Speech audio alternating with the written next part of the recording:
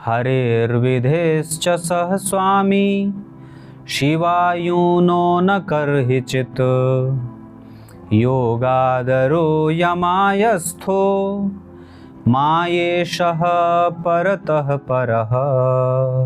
प्रिय दर्शकों नमस्कार, एक बार फिर से उपस्थित हूँ आप सबके सामने।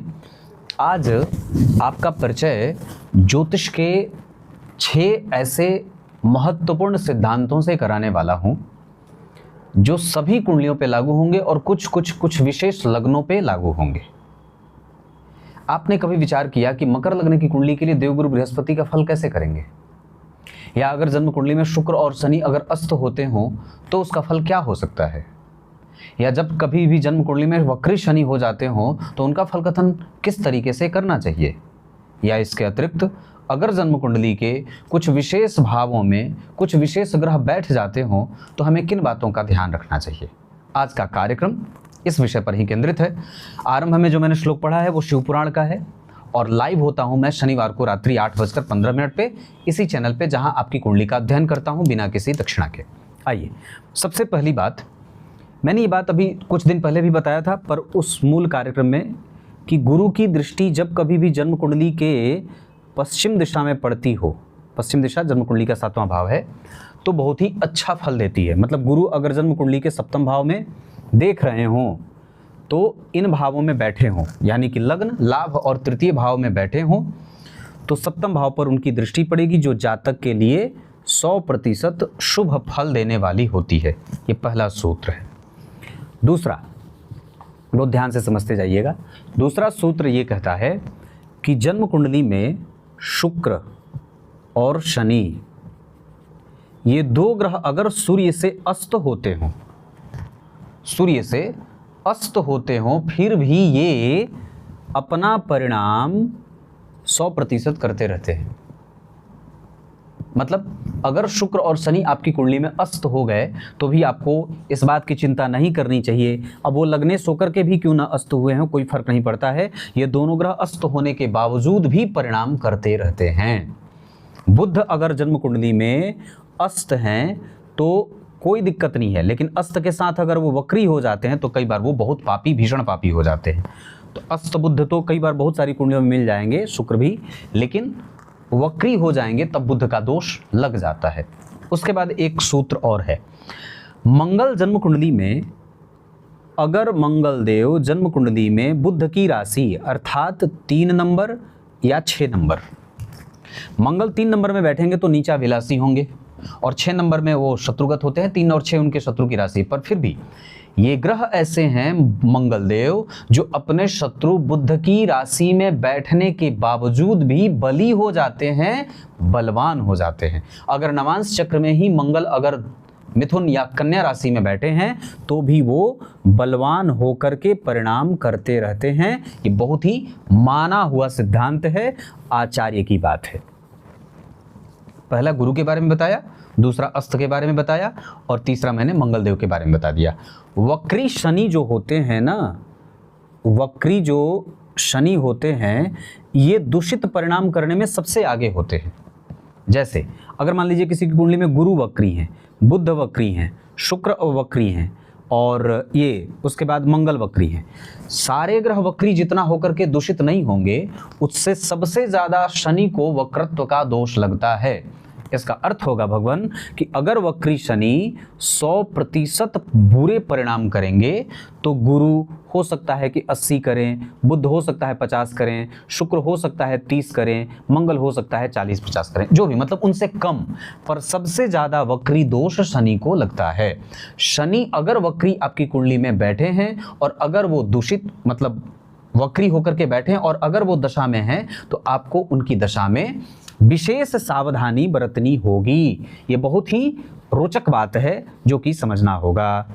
उसके बाद क्या कहा कि जन्म कुंडली अगर मकर लग्न की बनी हो तो गुरु वहाँ 12वें भाव के स्वामी होते हैं और तीसरे भाव के स्वामी होते हैं, मतलब नेष्ठ भाव के स्वामी हैं। पर देवगुरु बृहस्पति ऐसे ग्रह हैं कि मकर लग्न की कुंडली के लिए वो 12वें और तीसरे भाव के स्वामी होने के बावजूद वो जन्म कुंडली के लिए व्यय को और भोग और ऐश्वर्य के सुखों की वृद्धि करने वाले होते हैं, क्योंकि 12वां भाव भोग का होता है ना। तो 12वें भाव के स्वामी जब होंगे तो वो निश्चित रूप से उसको अच्छा करेंगे, जातक की कुंडली को उस मामले में बलवान करेंगे। मकर लग्न की कुंडली जिस जातक की बनी हो वहां पे देवगुरु बृहस्पति फिर भी बुरे होने के बावजूद भी अच्छा परिणाम करेंगे। ठीक उसी तरीके से अगर जैसे वृष लग्न की कुंडली बनती है तो जन्म कुंडली में यहां पे गुरु की राशि बनती है ना, 5, 6, 7, 8, 9, 10, 11, 12। तो वृष लग्न की कुंडली के लिए अष्टमेश होते हैं। अष्टमेश होने के बावजूद ये ग्रह उस जातक के धार्मिकता, चिंतन को, आयु को, अकाल मृत्यु को, एक श्रेष्ठ आयु को, एक अच्छे कंसेप्ट जो वाली बात होती है उसके प्रभावों में वृद्धि देने वाले होते हैं।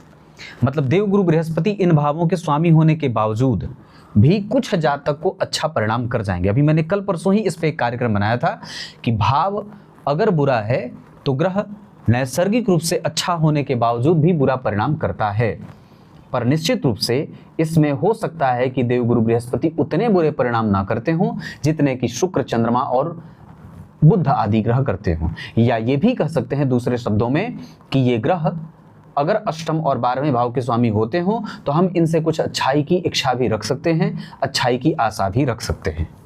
ठीक है, तो ये 5वां 6ठा सिद्धांत हो गया। एक सिद्धांत मैं आप लोगों को और बता देता हूं।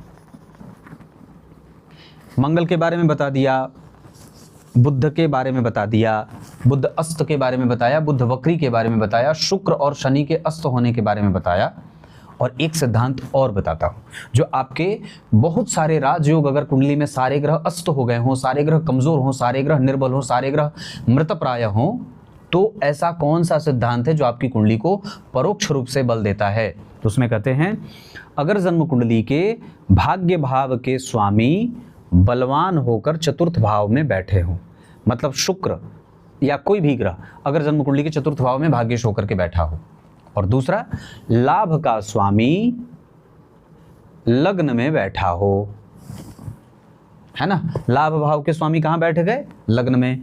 भाग्य के स्वामी कहाँ बैठ गए? चतुर्थ में। और गुरु कहाँ हो? केंद्र में, या तो यहाँ, या तो यहाँ, या तो यहाँ, या तो लग्न में। मतलब केंद्र के किसी भी घर में देवगुरु भी विराज रहे हों। तो ये अकेला ये जो तीनों परिस्थिति है ये कितने सारे राजयोग आपकी कुंडली में बना देगी, कोई ठिकाना नहीं है। मतलब इसका अर्थ क्या है कि सारे ग्रह अगर हमारी कुंडली में कमजोर बन गए हों तो क्या वो कुंडली बिल्कुल ही नष्ट प्राय हो जाएगी, कमजोर हो जाएगी? आचार्य लिखते हैं नहीं। अगर ये सिद्धांत आपकी कुंडली में लागू हो रहा है तो आपको निराश और हताश नहीं होने देंगे ये ग्रह। इस वजह से ये बात आपकी कुंडली में अगर ये लागू हो रही है तो आपको ये बात समझनी होगी। क्लियर है? ये छोटा कार्यक्रम था। मुझे आज अयोध्या जाना है। आज हमारे यहाँ ठाकुर जी का छठीहार है, तो सोचा भगवान का दर्शन कर लूँ। जैसा होगा, इस वजह से ही छोटा कार्यक्रम बना रहा था। ये कार्यक्रम आप लोगों को शाम में मिल रहा है और मैं अभी कितना बज रहा है, 12:50 अब यहाँ से निकलूँगा, थोड़ी देर में पहुँच जाऊँगा। तब तक के लिए इजाज़त दीजिए। बहुत बहुत नमस्कार।